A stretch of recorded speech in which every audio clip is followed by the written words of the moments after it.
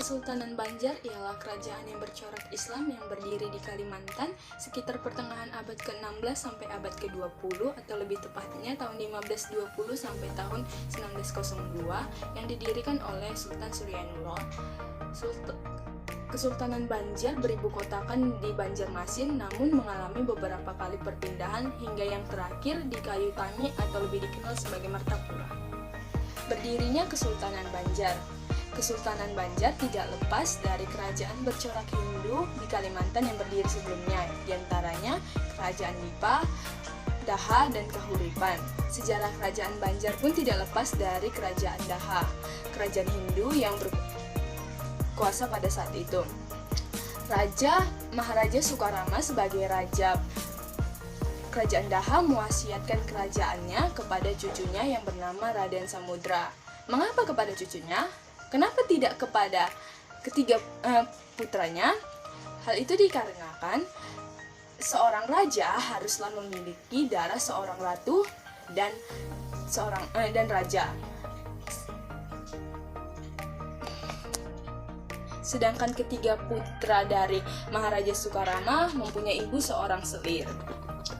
Pada saat itu Raden Samudra masih berusia 7 tahun sehingga pamannya yang pertama yang bernama Pangeran Mangkubumi lah yang memimpin tahta sementara.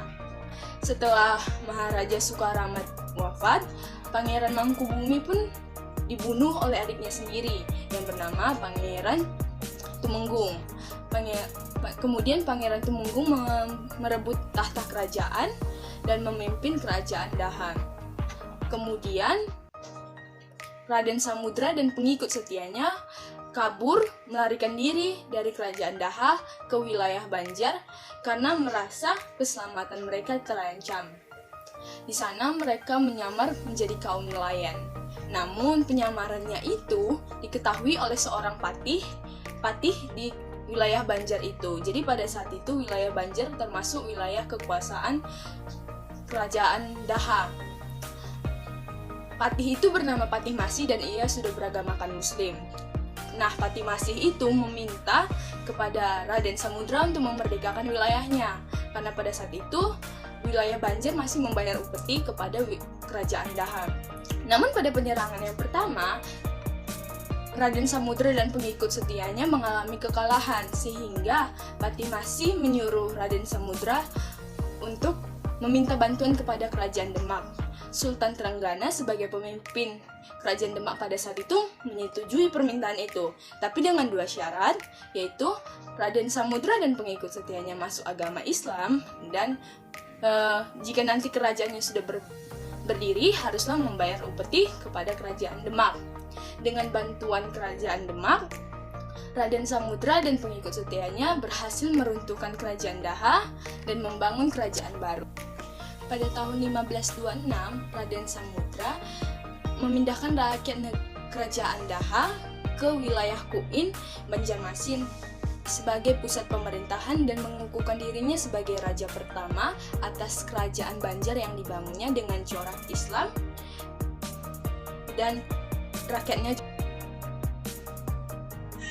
Aspek kehidupan masyarakat di Kesultanan Banjar dari segi kehidupan politik, bentuk pemerintahan Kesultanan Banjar pada saat itu dipengaruhi oleh kerajaan Demak dan kerajaan terdahulunya yaitu kerajaan Daha, di mana bersifat aristokratis dan pemimpin dan pemegang tahta itu diberikan secara turun-temurun serta sultan hanya sebagai simbol pemersatu belakang. Di bawah sultan terdapat putra mahkota yang membantu sultan untuk mengurusi kerajaan serta terdapat lembaga dewan mahkota yaitu kaum bangsawan dan juga mangkubumi atau sebagai bupati yang memimpin setiap wilayah. Yang kedua, kehidupan dari segi budaya. Orang-orang Banjar terdiri atas 3 golongan yaitu suku Ngaju, suku Maayan, dan suku Bukit. Namun seiring berjalannya waktu, ketiga suku tersebut sudah berbau satu sama lain. Ketiga, dari segi kehidupan agama. Pada awal berdiri, Kesultanan Banjar, hukum Islamnya masih belum melembaga. Namun setelah Sultan Tadimullah II berkuasa, maka hukum Islam itu barulah melembaga ke seluruh kerajaan.